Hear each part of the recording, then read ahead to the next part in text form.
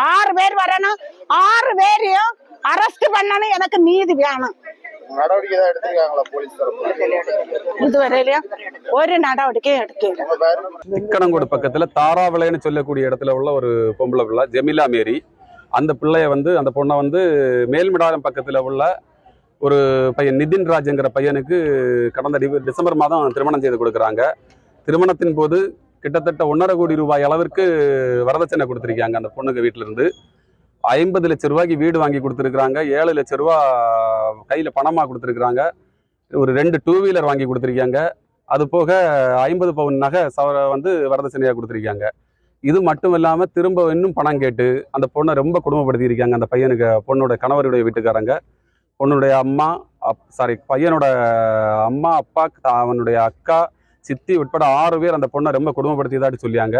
அந்த பொண்ணுடைய கொடுமை தாங்க முடியாமல் அம்மாவுக்கு பலமுறை என்ன இந்த மாதிரி கொடுமைப்படுத்துறாங்கன்னு சொல்லியிருக்கா. இது தாண்டி என்ன ஆச்சுன்னா தற்போது பணம் கேட்டு கொடுமைப்படுத்தியிருக்காங்க. அந்த பணம் கொடுக்கலைங்கிறதுக்காக அந்த பொண்ணை வலுக்கட்டாயமாக பல விதத்தில் சித்திர பண்ணதாட்டு அவங்க அம்மா கிட்ட அந்த பொண்ணு சொல்லியிருக்குது.